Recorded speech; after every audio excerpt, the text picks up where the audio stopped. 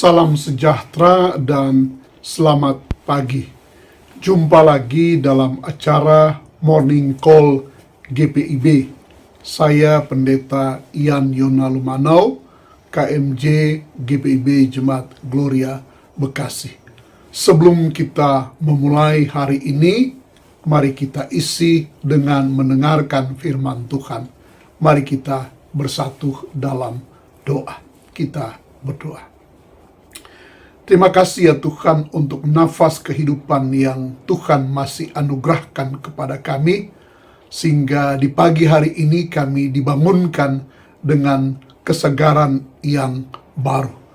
Kami akan menikmati dan memulai akan hari ini, dan biarlah itu terjadi sebagai orang percaya bersama-sama dengan firman Tuhan.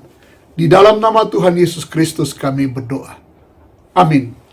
Pembacaan Alkitab sesuai dengan Sabda Bina Umat ada dalam Titus pasal 2 pada ayatnya yang ke-11 sampai ayatnya yang ke-15. Karena kasih karunia Allah yang menyelamatkan semua manusia sudah nyata.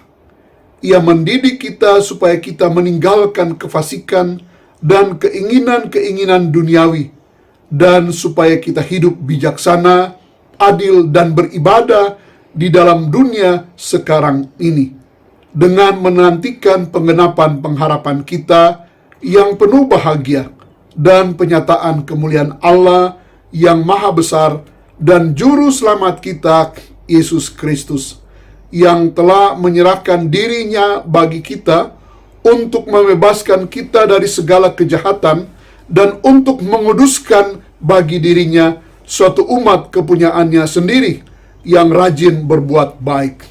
Beritakanlah semuanya itu, nasihatilah dan yakinkanlah orang dengan segala kewibawaanmu. Jangan ada orang yang menganggap engkau rendah. Saudara-saudara, viral saat ini di media sosial tentang kasus FS. Tidak bermaksud untuk menambah kerumitan kasus FS ini, tetapi mari kita belajar dari kasus FS ini. Saya melihat ketika FS masih muda bersama dengan istri dan anak kekasih. Kebetulan juga secara pribadi saya pernah bertemu dengan beliau. Masa muda mereka diisi dengan baik, dengan pakaian yang sederhana, dengan berfoto di gedung gereja, menggambarkan keharmonisan akan keluarga FS itu. Tetapi apa jadinya ketika beliau sudah berpangkat dan kemudian diperkirakan bergelimang dengan harta, rumah-rumah yang mewah, dan mobil-mobil yang mewah.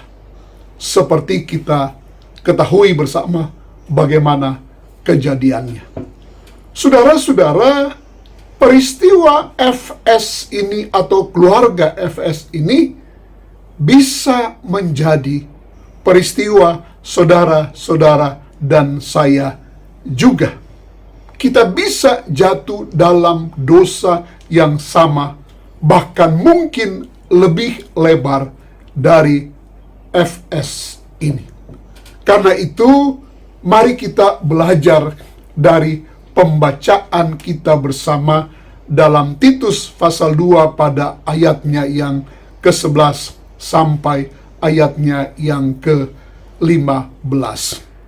Pembacaan kita bersama bercerita tentang kasih karunia Allah yang sudah dinyatakan kepada manusia. Dan kasih karunia Allah itu adalah Tuhan Yesus Kristus itu sendiri. Nah, sebagai orang-orang beriman, bagaimana kita bisa mengalami kasih karunia Allah itu? Tentu saja kasih karunia Allah itu sudah tidak asing bagi kita. Kasih karunia Allah itu sudah tertanam di dalam kehidupan kita dari kita kecil sampai saat ini. Karena itu, soalnya adalah bagaimana kita mengalami kasih karunia Allah itu sendiri. Pembacaan kita bersama mengatakan beribadah. Di dalam kita beribadat, terjadi perjumpaan dengan kasih karunia Allah. Terjadi perjumpaan dengan Tuhan Yesus Kristus itu sendiri. Dan itu akan membawa dampak kepada kita, bagaimana kita hidup adil dan bijaksana. Kasih karunia Allah yang di dalam dan melalui Yesus Kristus itu kita temui di dalam dan melalui ibadah-ibadah kita itu mendorong kita untuk hidup dengan bijaksana, untuk hidup dengan adil. Seturut dengan itu pembacaan kita bersama, kasih karunia Allah menjauhkan kita dari kejahatan-kejahatan. Kasih karunia Allah menjauhkan kita dari perbuatan-perbuatan kedosaan. Karena itu, saudara-saudara yang Kristus kasihi, mari kita mengalami terus kasih karunia Allah di dalam dan melalui Yesus Kristus. Karena itu ada firman Tuhan mengatakan, jangan kita meninggalkan peribadahan kita. Tetapi mari kita bina peribadahan kita, karena di dalam dan melaluilah kasih karunia Allah kita temukan yang mendorong kita untuk hidup dengan adil dan bijaksana.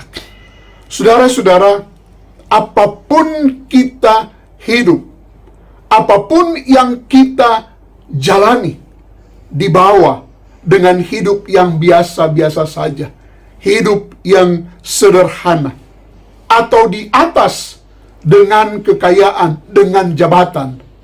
Kalau kita menjalani kehidupan ini bersama dengan Tuhan Yesus Kristus yang adalah kasih karunia Allah itu sendiri, maka kita akan terhindar dari berbagai kedosaan-kedosaan. Kita akan menjadi berkat bagi sesama. Kita akan memuliakan nama Tuhan Allah di dalam dan melalui apa yang mengiringi kehidupan kita.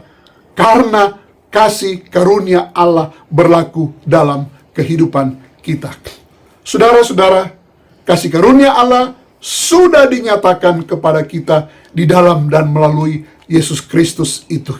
Mari kita mengalaminya di dalam dan melalui peribadahan kita, sehingga membuat kita hidup adil dan bijaksana. Tuhan memberkati, kita berdoa.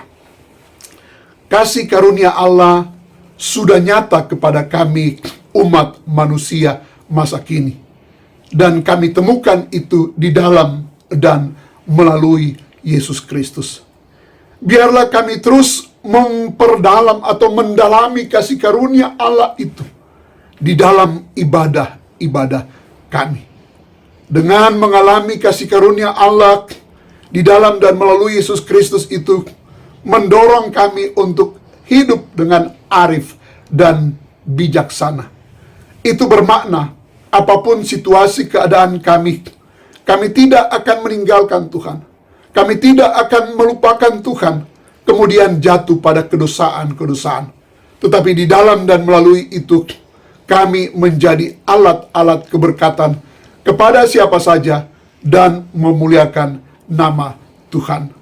Bapa, di dalam nama Tuhan Yesus Kristus, kami mendoakan dengan sungguh bangsa dan negara kami.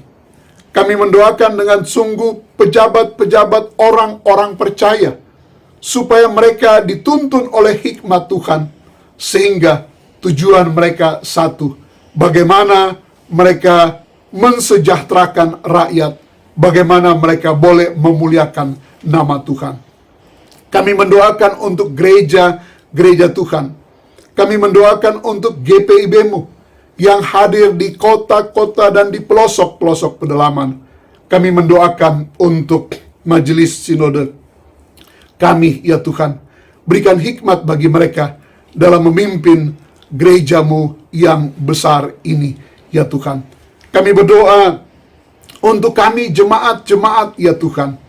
Terima kasih untuk berkat, terima kasih untuk sukacita, terima kasih untuk kegembiraan, ya Bapa. Biarlah di dalam dan melalui semua itu kami boleh memuliakan nama Tuhan. Ketika kami sakit, ada dalam pergumulan, masalah-masalah, Tuhan ada bersama-sama dengan kami. Sehingga kesembuhan, kebaikan boleh menjadi bagian kami, dan kami tidak jatuh dalam dosa di tengah kesusahan-kesusahan itu. Bahkan kami mampu menyaksikan nama Tuhan.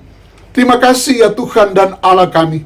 Kami mau menjalani hari ini dengan berkat yang dari Tuhan. Terpujilah Engkau Allah di dalam dan melalui Yesus Kristus, Tuhan dan Juru Selamat kami. Amin.